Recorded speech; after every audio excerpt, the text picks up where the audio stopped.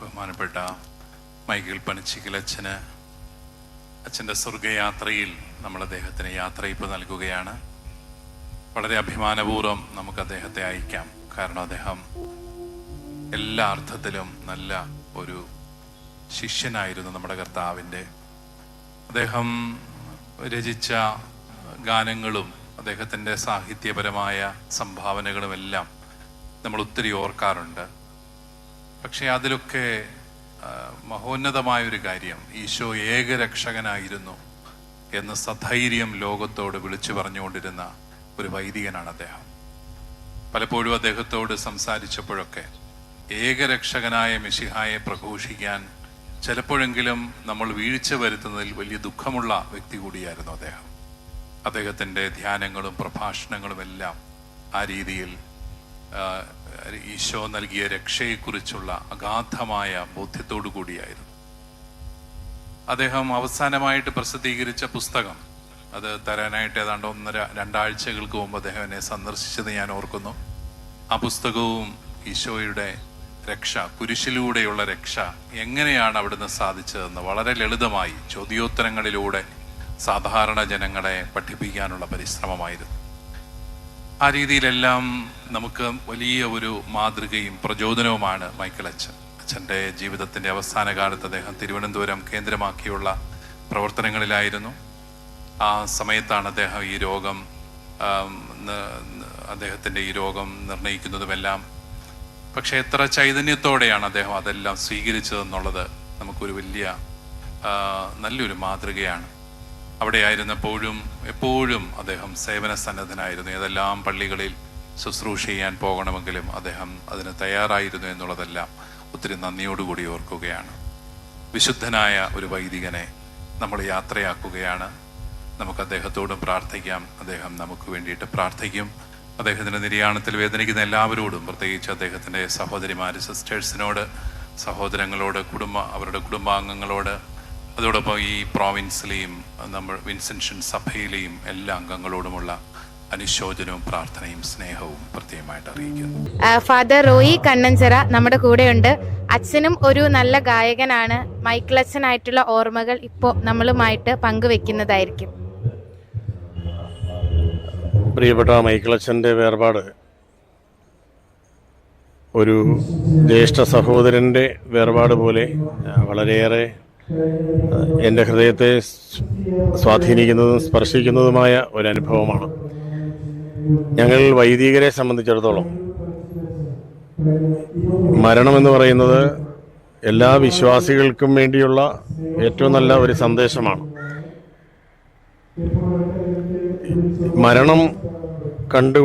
മരണം മുന്നിൽ കണ്ടുകൊണ്ട് ജീവിച്ചാൽ ജീവൻ മുമ്പിൽ കണ്ടുകൊണ്ട് മരിക്കാം എന്നിങ്ങനെ പറഞ്ഞു കേട്ടിട്ടുണ്ട്. അതുപോലെ നിത്യജീവൻ മുമ്പിൽ കണ്ടുകൊണ്ട് ജീവിച്ചു മരിച്ച ഒരു ധന്യനായ സമർപ്പിത വൈദികനാണ് വിൻസെൻഷൻ സഭാംഗമായ നമ്മുടെ പ്രിയപ്പെട്ട മൈക്കിൾ പനച്ചിക്കലച്ചൻ. ഞാൻ അദ്ദേഹവുമായിട്ട് ഏറ്റവും അടുത്ത് ഇടപഴകിയിരിക്കുന്നത് എൻ്റെ ഇരട്ട സഹോദരനും ഞാനും കൂടി നമ്മുടെ ഗുഡ്നസ് ടിവിയിൽ തന്നെ 200-നടുത്ത് എപ്പിസോഡുകൾ സംപ്രേഷണം ചെയ്ത സ്നേഹം സഹനം സന്യാസം എന്ന സമർപ്പിത ജീവിതക്കാരുടെ സംഗമവേദിയിൽ മൈക്കിൾ അച്ഛനെ ഇൻ്റർവ്യൂ ചെയ്തപ്പോഴാണ്.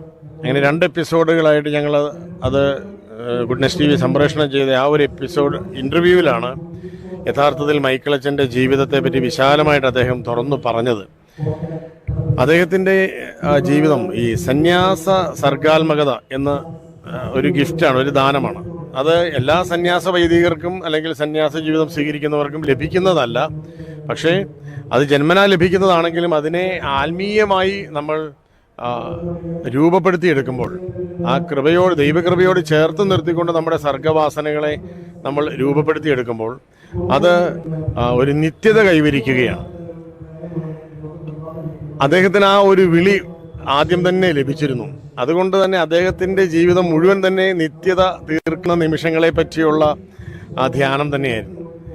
അങ്ങനെയാണ് അദ്ദേഹം ആദ്യമായി ആ ഒരു ഗാനത്തിലൂടെ ഈ ഒരു സർഗാത്മക രചനയിലേക്ക്, ഗാനരചനയിലേക്ക്, ഭക്തിഗാന രചനയിലേക്ക് അദ്ദേഹം കടന്നു വരുന്നത്. അതിനു മുമ്പും അതിനുശേഷവുമൊക്കെ അദ്ദേഹം വിവിധങ്ങളായ ഈ ലിറിക്കൽ ക്രിയേറ്റിവിറ്റി, ഈ രചനാപരമായ ആ ഒരു പുതുമ, അത് അദ്ദേഹത്തിൻ്റെ ഒരു സംഭാവനയായിരുന്നു നമ്മുടെ മുമ്പിൽ. ഞാൻ ദീപികയിലാണ് വർക്ക് ചെയ്യുന്നത്, 24 വർഷമായി. അതുകൊണ്ട് എനിക്ക് അദ്ദേഹത്തെ തുടക്കം മുതൽ പരിചയമുണ്ട്. 2009-10 കാലഘട്ടങ്ങളിൽ കന്മഴ പെയ്യും മുമ്പേ എന്നുള്ള അദ്ദേഹത്തിൻ്റെ സിനിമ പുറത്തിറങ്ങുന്ന സമയത്ത് അദ്ദേഹം അഭിമുഖീകരിച്ച ഒരു ഈ ക്രിയേറ്റീവ് ഇൻസെക്യൂരിറ്റി എന്ന് ഞാൻ പറയും. അതായത് ഈ ക്രിയേറ്റിവിറ്റി ഉള്ളവർ ഫേസ് ചെയ്യുന്ന ഒരു ഇൻസെക്യൂരിറ്റി ഉണ്ട്. ആ സർഗാത്മകമായ ഒരു പ്രകാശനത്തിൻ്റെ സമയത്ത് ഇത് സൃഷ്ടിച്ചവർ മാത്രമേ ഉണ്ടാവുകയുള്ളൂ, പരിസരത്ത് ആരും ഉണ്ടാവില്ല. അങ്ങനെ എല്ലാ സൃഷ്ടികളുടെയും പരിസരത്തൊരു എല്ലാ സൃഷ്ടികൾക്കുമുണ്ട് അത്തരത്തിലുള്ള ഒരു ഒറ്റപ്പെടൽ. അത് അദ്ദേഹവും അനുഭവിച്ചിരുന്നു. ഈ കന്മഴ പെയ്യും മുമ്പേ എന്നതിൻ്റെ ആ ഒരു നിർമ്മാണവും രചനയും അതിനോടനുബന്ധമായി അദ്ദേഹം അഭിമുഖീകരിച്ച നിരവധി സംഘർഷങ്ങളും ഞങ്ങൾ വ്യക്തിപരമായി അടുത്ത് ഇടപഴകിയാണ്. ഞാൻ വളരെയേറെ ഇളയ ഒരു അനുജനാണ് അദ്ദേഹത്തെ സംബന്ധിച്ചിടത്തോളം. എങ്കിലും എൻ്റെ കൊച്ചേട്ടൻ്റെ കത്തുകളും എഴുത്തുകളും എൻ്റെ പാട്ടുകളുമൊക്കെ അദ്ദേഹം വളരെ ശ്രദ്ധയോടെ വായിക്കുകയും തിരുത്തുകയും ഒക്കെ ചെയ്തിരുന്നു. അങ്ങനെ ഞങ്ങൾക്ക് തമ്മിൽ ഒരു വലിയ ആത്മബന്ധമുണ്ടായിരുന്നു. ഒപ്പം ഞാൻ CMI മൂവാറ്റുപുഴ പ്രൊവിൻസുകാരനാണ്. അപ്പം മൂവാറ്റുപുഴ പ്രൊവിൻസിലെ ആൻ്റണി ഉരുളിയാനിക്കലച്ചൻ അദ്ദേഹത്തിൻ്റെ 20ഓളം പാട്ടുകൾ മ്യൂസിക് കൊടുത്തയാളാണ്. തൃക്കൈകളിൽ, പൂജ്യപാദങ്ങളിൽ ഉൾപ്പെടെയുള്ള വളരെ വിഖ്യാതമായ ഗാനങ്ങൾ ഉരുളിയാനിക്കലച്ചൻ്റെ ഈണത്തിൽ വന്നതാണ്. ഇപ്പം അദ്ദേഹം എഴുതിയതിൽ ഏറ്റവും അവസാന ഭാഗത്ത് എഴുതിയ മരണത്തെപ്പറ്റി എഴുതിയൊരു സുദീർഘമായൊരു കവിത, അതും ഉരുളിയാനിക്കലച്ചനാണ് ഈണം കൊടുത്തത്. ഞങ്ങൾ ഒരുമിച്ച് പനിച്ചിക്കലച്ചൻ്റെ ആ സൗഹൃദ വലയത്തിൽ വളരെ അർത്ഥപൂർണമായ നിമിഷങ്ങൾ പങ്കിട്ടിട്ടുണ്ട്. അതുകൊണ്ട് തന്നെ അദ്ദേഹം ഇപ്പോൾ നമ്മളോട് യാത്ര പറയുമ്പോൾ ഈ നിത്യജീവനിലേക്കാണ് അദ്ദേഹം പോകുന്നതെങ്കിലും ഈ ലോകത്തിൽ മരണമില്ലാത്ത നിർമ്മിതികൾ അദ്ദേഹത്തിൻ്റെ ഭാഗത്തു നിന്ന് ഉണ്ടായി എന്നുള്ളതാണ് നമ്മളെ ഏറ്റവും കൂടുതൽ ആശ്വസിപ്പിക്കുന്ന ഒരു കാര്യം. നമ്മൾ ഈ ലോകത്തിൽ ജീവിക്കുമ്പോൾ നമ്മളുടെ ഈ ഡ്രസ്സ് അത് നമ്മുടെ അഡ്രസ്സാണല്ലോ. ഇപ്പം ഞാനീ ഡ്രസ്സാണ് ഇട്ടിരിക്കുന്നത്, അതൊരു പുരോഹിതൻ്റെ ഡ്രസ്സാണ്. ഞാനൊരു പുരോഹിതൻ എന്നുള്ളതാണ് എൻ്റെ അഡ്രസ്സ്. അങ്ങനെ വിൻസെൻഷ്യൻ സഭയ്ക്ക് വിലാസം നൽകിയ പ്രമുഖ വൈദികർ ധാരാളം പേരുണ്ട്. അതിൽ മുൻനിരയിൽ നിൽക്കുന്ന ഒരു വിലാസമാണ്, ഒരു അഡ്രസ്സാണ് യഥാർത്ഥത്തിൽ മൈക്കിൾ പനച്ചിക്കലച്ചൻ. അദ്ദേഹത്തിൻ്റെ ഗാനങ്ങൾ മാത്രമല്ല, അദ്ദേഹത്തിൻ്റെ സംഭാവനകൾ, പ്രത്യേകിച്ച് ഈ സുവിശേഷം മുഴുവൻ ഓഡിയോ ബൈബിളായി പുറത്തിറക്കുന്നതിന് വേണ്ടി അദ്ദേഹം എടുത്ത മഹാത്യാഗങ്ങളുണ്ട് എന്ന് ജോഷി മയ്യാറ്റിലച്ചൻ്റെ റിഫ്ലക്ഷൻ ഞാൻ കേട്ടു. അപ്പോൾ അതൊക്കെ ഒരു റിസ്കി ആയിട്ടുള്ള കാര്യമാണ്. ഈ സർഗാത്മകത ഉള്ളിലുള്ള ആൾക്ക് ആ ഒരു വെല്ലുവിളി ഏറ്റെടുക്കാൻ, അത് പ്രകാശനം ചെയ്യാനുള്ള വെല്ലുവിളിയാണ്, എപ്പോഴും ചലഞ്ചാണല്ലോ. അപ്പോൾ ആ ചലഞ്ചിൻ്റെ സമയത്ത് തമ്പുരാൻ്റെ കയ്യിൽ മുറുകെ പിടിക്കുക എന്നാണ് ഒരു സന്യാസ വൈദികൻ്റെ യഥാർത്ഥ മാതൃക.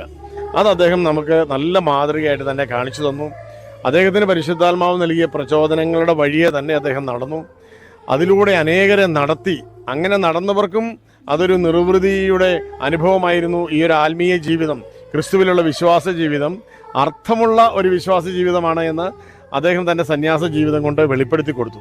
അതുകൊണ്ട് തന്നെ വിൻസെൻഷ്യൻ സന്യാസ സഭയ്ക്ക് മാത്രമല്ല, കേരള കത്തോലിക്ക സഭയ്ക്കും കേരള സമൂഹത്തിനും, ഒപ്പം കേരളത്തിൻ്റെ സർഗാത്മക ലോകത്തും എഴുത്തിൻ്റെ ലോകത്തിലും വിവിധ കലാരൂപങ്ങളുടെ ലോകത്തിലുമെല്ലാം അദ്ദേഹം ഈ സന്യാസ ജീവിതത്തിൻ്റെ കൃപകൾ കൊണ്ട് തന്നെ വ്യക്തിമുദ്ര പതിപ്പിച്ചു എന്നതാണ് അദ്ദേഹത്തിൻ്റെ വലിയ ശ്രേഷ്ഠത. അതുകൊണ്ട് മൈക്കിൾ പനച്ചിക്കലച്ചൻ അദ്ദേഹം നമ്മളോട് യാത്ര പറയുമ്പോൾ അദ്ദേഹം തീർത്ത നിത്യതയുടെ ആ നിമിഷങ്ങൾ, അത് നമ്മളുടെ എല്ലാവരുടെയും ജീവിതത്തിന് ഒരു ദിശാബോധം നൽകുന്നതാണ്.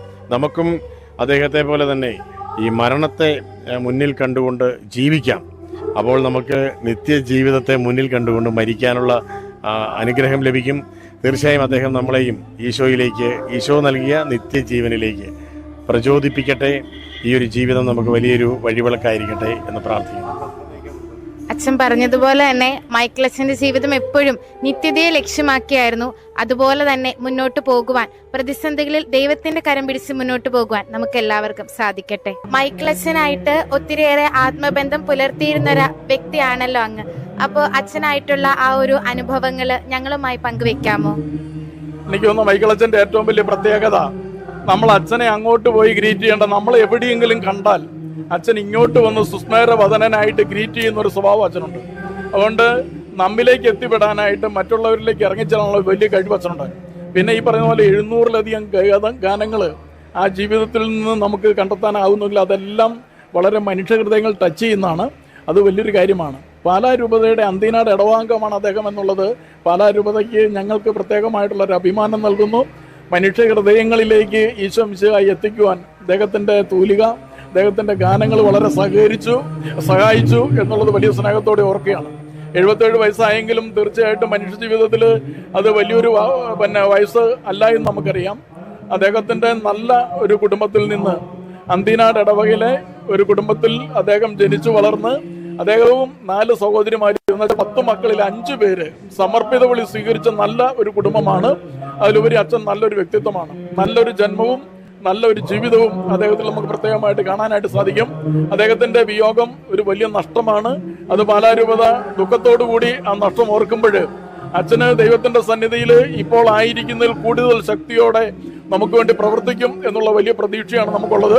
നമുക്ക് ഇപ്പോൾ സ്ഥലത്തില്ലാത്ത പാലാ രൂപതയുടെ അധ്യക്ഷൻ നമ്മുടെ പ്രിയപ്പെട്ട കല്ലറിങ്ങാട്ട് പിതാവിന്റെ പേരിൽ കൂടി ഞങ്ങൾ അനുശോചനവും ഒപ്പം പ്രാർത്ഥനയും അറിയിക്കുകയാണ്. വൈദിക സമൂഹത്തിന്റെയും സന്യസ്തരുടെ ഒക്കെ വലിയ സാന്നിധ്യം രൂപതയിൽ ഇവിടെയുണ്ട്. അവരുടെ എല്ലാം പേരിൽ പ്രത്യേകമായിട്ട് രൂപതയുടെ പേരിലുള്ള അനുശോചനവും പ്രാർത്ഥനയും ഒരിക്കൽ കൂടി നേരുകയും പ്രാർത്ഥിക്കുകയും ചെയ്യും. തടത്തിലച്ഛൻ പറഞ്ഞതുപോലെ തന്നെ ആളുകളിലേക്ക് ഒത്തിരിയേറെ ഇറങ്ങിച്ചെന്ന് അവരുടെ ഹൃദയത്തെ സ്പർശിക്കുന്ന ഒത്തിരിയേറെ വരികൾ രചിച്ച ഒരു വ്യക്തിയാണ് മൈക്കിളച്ഛൻ. മൈക്കിളച്ഛന്റെ ആത്മാവിന് വേണ്ടി നമുക്ക് എല്ലാവർക്കും ദൈവത്തിന്റെ സന്നിധിയിൽ പ്രാർത്ഥിച്ചുകൊണ്ടിരിക്കാം. മൈക്കിളച്ഛന്റെ മേലെ മാനത്തെ ഈശോയെ എന്ന് പറയുന്ന പാട്ടുകൾ ഒക്കെ പ്രൊഡ്യൂസ് ചെയ്തിട്ടുള്ള ശ്രീ ജിനോ കുന്നുംപുറമാണ് നമ്മളോടൊപ്പം ഉള്ളത്. അച്ഛനുമായിട്ട് ഒരുമിച്ച് വർക്ക് ചെയ്തപ്പോൾ ഉണ്ടായിരുന്ന ആ ഒരു അനുഭവങ്ങളൊക്കെ ഷെയർ ചെയ്യാവോ? ഈശ്വരശേഖി സ്തുതി അറിയട്ടെ. പ്രിയമുള്ളവരെ, 25 വർഷമായിട്ട് ദൈവത്തിൻ്റെ വലിയ കൃപയാൽ ക്രിസ്തീയ വ്യക്തിയുടെ രംഗത്ത് സജീവമായി നിൽക്കാൻ ദൈവം എന്നെ അനുവദിച്ചു.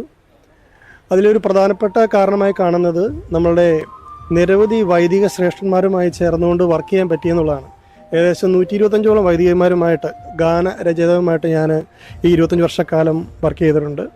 അല്ലെങ്കിൽ എടുത്തു പറയേണ്ട വ്യക്തിയാണ് ഫാദർ മൈക്കിൾ പനച്ചിക്കലച്ഛൻ. അച്ഛന് 20 വർഷവുമായിട്ടുള്ള സ്നേഹബന്ധമുള്ളതാണ്. 2004 അച്ഛനുമായി കൂടിച്ചേർന്ന ആദ്യമായി പുറത്തിറക്കിയ ആൽബമാണ് ദിവ്യസമ്മാനം. ദിവ്യസമ്മാനത്തിലെ എനിക്കായി എൻ്റെ ദൈവം ഏകജാതന നൽകിയ പാട്ട് കേൾക്കാത്ത ക്രിസ്ത്യാനികൾ ആരെങ്കിലും ഉണ്ടോ എന്ന് എനിക്കറിയില്ല. കാരണം നമ്മളുടെ ദുഃഖവെള്ളിയാഴ്ച ആ സമയങ്ങളിൽ ലോകമെമ്പാടും എല്ലാ സ്ഥലങ്ങളിലും പാടുന്നൊരു ഗാനമാണ്. അതിനുശേഷം അച്ഛനുമായി ചേർന്നുകൊണ്ട് 10ഓളം ഗാനങ്ങൾ എനിക്ക് ചെയ്യാൻ പറ്റിയിട്ടുണ്ട്. അച്ഛനെക്കുറിച്ച് എടുത്തു പറയുകയാണെങ്കിൽ ഇപ്പോഴും കണ്ണു നിറഞ്ഞ് പറയാൻ പറ്റുന്നൊരു കാര്യം എന്ന് പറയുന്നത് നമ്മളുടെയൊക്കെ ചെറിയ ചെറിയ കുറവുകൾ പോലും അച്ഛനത് വിഷമം ഉണ്ടാക്കിയാൽ പോലും അച്ഛനത് നമുക്ക് വിഷമം ഉണ്ടാകാതിരിക്കാൻ വേണ്ടി വളരെ സംയമനത്തോടു കൂടി വഴക്കുകൾ വളരെ ലഘൂകരിച്ച് ബുദ്ധിമുട്ടുണ്ടാക്കാത്ത രീതിയിൽ സംസാരിക്കുന്ന അച്ഛനാണ്. ഇന്ന് വരെ ചിരിച്ചല്ലാതെ സംസാരിക്കുന്നത് ഒരിക്കലും ഒരു സ്ഥലത്തും കണ്ടിട്ടുള്ളതല്ല. അപ്പം അങ്ങനെ ഒരുപാട് ഓർമ്മകളുണ്ട്. പിന്നീട് 2014 മലയാളത്തിന് അഭിമാനമായ നമ്മുടെ എല്ലാം പ്രിയപ്പെട്ട ശ്രീ എം ജയേന്ദ്രൻ ആദ്യമായി സംഗീത സംവിധാന രംഗത്തേക്ക് വരുമ്പോൾ അന്ന് എൻ്റെ 100ാമത്തെ ആൽബമായിരുന്നു. മൈക്കിൾ പനച്ചിക്കൽ അച്ഛൻ ഒരു പാട്ട് എഴുതാനായിട്ട് ഞാൻ കൊച്ചിയിൽ വിളിക്കുകയും അച്ഛനൊരു 1 മണിക്കൂർ കൊണ്ട് പാട്ട് എഴുതി പോകാൻ വേണ്ടി വിചാരിച്ച് വന്നതാണ്. അച്ഛൻ 2 ദിവസം അവിടെ കൊച്ചിയിലുള്ള ഒരു ഹോട്ടലിൽ താമസിച്ച് എം ജയേന്ദ്രനുമായിട്ട് ഒന്നിച്ചിരുന്ന് എഴുതിയ പാട്ടാണ് ഇന്ന് ലോകമെമ്പാടും പാടുന്ന മേലെ മാനത്തെ ഈശോയെ. അങ്ങനെ നിരവധി അനവധി മുല്ലപ്പൂവിൻ്റെ കവിളിൽ തലോടാം ഒരുപാട് ഗാനങ്ങൾ അച്ഛനായിട്ട് കൂടിച്ചേർന്ന് ചെയ്യാൻ പറ്റിയിട്ടുണ്ട്. ഈ അവസാന സമയത്ത് വരെ അച്ഛനെ പാട്ട് എഴുതുന്നത് വളരെ സിൻസിയറായിട്ട് ആ പാട്ട് എഴുതി കഴിഞ്ഞ് തന്നു കഴിഞ്ഞ ശേഷം പാടിക്കഴിഞ്ഞ ശേഷം മിക്സ് ചെയ്തതിന് ശേഷം എല്ലാത്തെയും മേഖലകളിലും എല്ലാം അച്ഛൻ്റെ ഒരു സാന്നിധ്യവും അന്വേഷണവും എപ്പോഴും ഉണ്ട്. അത് ആ പാട്ടിനോടുള്ള അച്ഛൻ്റെ ഡെഡിക്കേഷനാണ്. അതുകൊണ്ട് തന്നെയാണ് അച്ഛൻ എഴുതിയ തിരുനാമകീർത്തനം പാടാത്ത നാവുകളില്ല. ആത്മാവിനാഴങ്ങളിൽ ആരാധിച്ചിടാം എത്രയോ പാട്ടുകൾ, തൃക്കൈകളിൽ പൂജ്യപാദങ്ങളിൽ അനേക കാര്യങ്ങളാണ്. അപ്പോൾ അച്ഛൻ്റെ ആത്മാവിനെ നിത്യശാന്തിക്കായി പ്രാർത്ഥിക്കുന്നു. ഒത്തിരി സന്തോഷമുണ്ട്, ഒത്തിരി ഓർമ്മകളുണ്ട്. നന്ദി.